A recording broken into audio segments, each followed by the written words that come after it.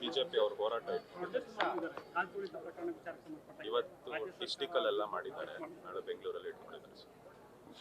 ನೋಡಿ, ಇವತ್ತು ಈ ವಿಷಯದ ಬಗ್ಗೆ ಈಗಾಗಲೇ ನಮ್ಮ ಸರ್ಕಾರ ಕ್ರಮಗಳು ಕೂಡ ತಗೊಂಡಿದೆ. ಇದೇನು ಈ ಘಟನೆ ಆಗಬಾರ್ದಾಗಿತ್ತು, ಒಂದು ದೊಡ್ಡ ದುರಂತನೇ, ಆದರೆ ಇದು ಆಗು ಹೋಗಿದೆ. ಈ ವಿಷಯದ ಬಗ್ಗೆ ಈಗ ತನಿಖೆಯನ್ನು ಮಾಡ್ತಾ ಇದ್ದಾರೆ. ಒಂದು ನ್ಯಾಯಾಧೀಶರ ಒಂದು ಆಯೋಗ ಕೂಡ ರಚನೆ ಆಗಿದೆ. ಎಲ್ಲ ವಿಷಯಗಳು ಹೊರಗೆ ಬಂದ ನಂತರ ಎಲ್ಲಿ ತಪ್ಪಾಗಿದೆ, ಹೊಣೆಗಾರಿಕೆ ಏನು, ಅದೆಲ್ಲವನ್ನು ಕೂಡ ಗೊತ್ತಾಗುತ್ತೆ. ಅದ ನಂತರ ಕ್ರಮ ತಗೊಳ್ತೀವಿ.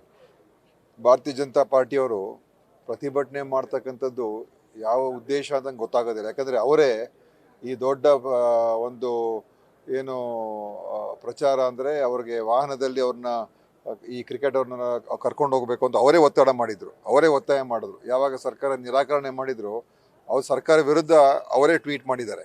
ಸೊ ಅದರಿಂದ ಅವ್ರದ್ದು ಇದನ್ನು ರಾಜಕೀಯವಾಗಿ ಇದನ್ನು ಬಳಸಕ್ಕೆ ನೋಡ್ತಾ ಇದ್ದಾರೆ. ಇದು ಒಪ್ಪುವಂಥದ್ದಲ್ಲ. ಮತ್ತು ಇನ್ನೊಂದೇನೆಂದರೆ, ಅಯೋಧ್ಯೆಯಲ್ಲಿ ಕೋರ್ಟಿನ ಆದೇಶ ಬಂದ ನಂತರ ಕೂಡ ಅಲ್ಲಿ ಎಷ್ಟು ಜನ ತೀರೋಗಿದ್ದಾರೆ ಇವತ್ತುವರೆಗೂ ಕೂಡ ಸರಿಯಾಗಿ ಹೇಳಿಲ್ಲ. ಅಯೋಧ್ಯೆ ಅಲ್ಲ, ನಮ್ಮ ಕುಂಭಮೇಳದಲ್ಲಿ ಸ್ಪಷ್ಟ ಮಾಹಿತಿಯೇ ಕೊಟ್ಟಿಲ್ಲ. ಇನ್ನು 37 ಅಂತ ಹೇಳ್ತಾರೆ, 47 ಅಂತ ಹೇಳ್ತಾರೆ, 80ಗೆ ಎಷ್ಟು ಜನ ತೀರೋಗಿದ್ದಾರೆ ಅಂತ ಹೇಳ್ತಾರೆ. ಮತ್ತು ಮೊನ್ನೆ ತಾನೇ ಕೋರ್ಟ್ ಅವರು ಯೋಗಿ ಸರ್ಕಾರಕ್ಕೆ ಛೀಮಾರಿ ಹಾಕಿದ್ದಾರೆ. ನೀವು ಇನ್ನೂ ಕೂಡ ಪರಿಹಾರ ಹಣ ಕೊಟ್ಟಿಲ್ಲ, ಅನೇಕ ಜನರಿಗೆ ದುಡ್ಡು ಸಿಕ್ಕಿಲ್ಲ. ಈ ರೀತಿಯಾದಂಥ ಒಂದು ವ್ಯವಸ್ಥೆ ಅವರಲ್ಲಿ ಇರುವಂಥದ್ದು. ನಮ್ಮಲ್ಲಿ ಆ ಥರ ಏನಿಲ್ಲ. ನಾವು ಖಂಡಿತವಾಗಿಯೂ ಸ್ಪಷ್ಟವಾಗಿದ್ದೇವೆ. ಇದು ಈ ರೀತಿ ಆಗಬಾರ್ದಾಗಿತ್ತು. ತರಾತುರಿಯಲ್ಲಿ ಆಗೋಯ್ತದು. ಕ್ರಿಕೆಟ್ ಪ್ಲೇಯರ್ಸು ಕೂಡ ತರಾತುರಿಯಲ್ಲಿ ಬೆಂಗಳೂರಿಗೆ ಬಂದರು. ರಾತ್ರಿ ನಿನ್ನೆ ಗೆದ್ದು ಮಾರನೇ ದಿವಸ ಬಂದಿರುವಂಥದ್ದು. ಖಂಡಿತವಾಗಿಯೂ ಅವ್ರು ಅಷ್ಟೊಂದು ಜನ ಬರ್ತಾರೆ ಅಂತ ಯಾರೋ ಅಪೇಕ್ಷೆನೂ ಕೂಡ ಪಟ್ಟಿರಲಿಲ್ಲ, ಅದು ಬಂದಿದ್ದಾರೆ. ಆದ್ದರಿಂದ ಇದು ಖಂಡಿತವಾಗಿಯೂ ಸರ್ಕಾರ ಇದನ್ನು ಗಂಭೀರವಾಗಿ ಪರಿಗಣಿಸಿ ಗಂಭೀರವಾಗಿಯೇ ನಮ್ಮ ನಡೆ ಇಟ್ಟಿದ್ದೀವಿ. BJPಯವರ ಒಂದು ಪ್ರತಿಭಟನೆ ಅದು ರಾಜಕೀಯದ ದುರುದ್ದೇಶದಿಂದ ಇದೆ ಹೊರತು ಅದು ಯಾವುದೇ ರೀತಿಯ ಜನರ ಪರವಾಗಿ ಅಥವಾ ನ್ಯಾಯದ ಪರವಾಗಿ ಏನಿಲ್ಲ. ಇಲ್ಲಿ ಕೂಡ ಅದೇ ರೀತಿ ಆರೋಪ ಮಾಡ್ತಿದ್ದಾರೆ. ಇಲ್ಲೂ ಕೂಡ 16 ಜನ ಸತ್ತಿದ್ದಾರೆ, ಸರ್ಕಾರ ಸರಿಯಾಗಿ ವರದಿ ಕೊಟ್ಟಿಲ್ಲ, 11 ಜನ ಹೇಳ್ತಿದ್ದಾರೆ ಅಂತ ಹೇಳಿ. ನೋಡಿ, ನಮ್ಮ ಹತ್ರ ಇರುವಂಥ ಮಾಹಿತಿ ಅವತ್ತು ಏನು ಹೇಳಿದರೆ, ನಾವು ಇದು ಮುಚ್ಚುಮರೆ ಹಾಕುವಂಥ ಪ್ರಶ್ನೆನೇ ಬರೋದಿಲ್ಲ, ಆಯಿತಾ? ಆ ಥರ ಇದ್ದರೆ ಅವ್ರು ಹೇಳಿ ಯಾರು ಅಂತ. ನಾವು ಅದನ್ನು ಮುಚ್ಚು ಹಾಕುವಂಥದ್ದು ಏನು ಪ್ರಶ್ನೆ ಬರೋದಿಲ್ಲ. ಈಗಾಗಲೇ ಎಷ್ಟು ಜನ ತೀರೋಗಿದ್ರು, ಎಷ್ಟು ಜನ ಆಸ್ಪತ್ರೆಗೆ ಹೋಗಿದ್ರು, ಎಲ್ಲ ದಾಖಲೆಗಳಿದೆ. ಅದನ್ನು ಆ ದಾಖಲೆ ಪ್ರಕಾರ ಆಗ್ತದೆ.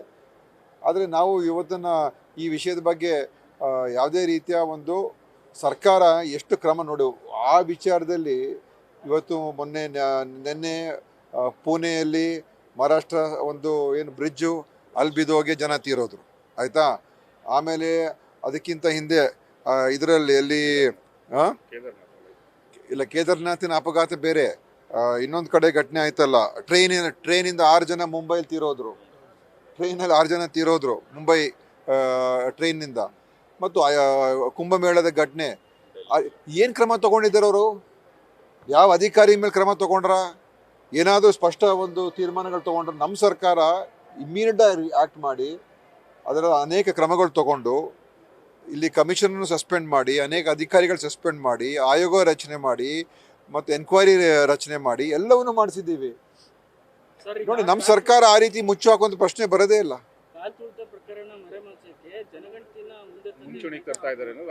ಇದೆಲ್ಲ ಇದು BJPಯವ್ರು ಮಾಡುವಂಥದ್ದು, ಆಯ್ತಾ? ಇನ್ನು ನಂಗೆ ಬೇರೆ ಪ್ರೋಗ್ರಾಮ್ ಇದೆ, ಅದಕ್ಕೋಸ್ಕರ ನಾವು ಆ ಥರ ಏನು ಮಾಡೋಕೆ ಹೋಗೋದು ಇಲ್ಲ, ಅದ್ರ ಅವಶ್ಯಕತೆಯೂ ಇಲ್ಲ.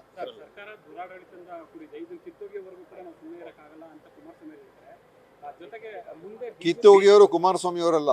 ಈ ಸರ್ಕಾರ ತೆಗಿಬೇಕಾದ್ರೆ ಜನ ತೀರ್ಮಾನ ಮಾಡಬೇಕು, ಕುಮಾರಸ್ವಾಮಿ ಅವರು ಏನಲ್ಲ.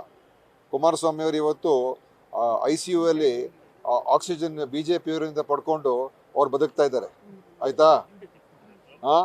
ಅವ್ರ ಸ್ವಂತ ಬಲದ ಮೇಲೆ ಬಂದಮೇಲೆ ಈ ಥರ ಎಲ್ಲ ವೀರಾವೇಶದಲ್ಲಿ ಮಾತಾಡಲಿ. ಮೊನ್ನೆ ಏನಾಯಿತು ಚನ್ನಪಟ್ಟಣದಲ್ಲಿ ಅದು ಗೊತ್ತಿದೆ, ಆಯಿತಾ? ಅದಕ್ಕೋಸ್ಕರ ಇದೆಲ್ಲ ಬೇಕಾಗಿಲ್ಲ. ಜನ ತೀರ್ಮಾನ ಮಾಡ್ತಾರೆ. ನಮ್ಮ ಸರ್ಕಾರ 5 ವರ್ಷ ಪೂರೈಸ್ತದೆ. ನಂತರ ಪ್ರಜಾಪ್ರಭುತ್ವ ವ್ಯವಸ್ಥೆ ಜನ ಏನು ಯಾರನ್ನ ಉಳಿಸ್ಕೋಬೇಕು, ಯಾರನ್ನ ತೆಗಿಬೇಕು, ಜನ ತೀರ್ಮಾನ ಮಾಡ್ತಾರೆ. ಸರ್ಕಾರ ಬರುತ್ತೆ ಅಂತ ಹೇಳಿದ್ದಾರೆ ಸರ್.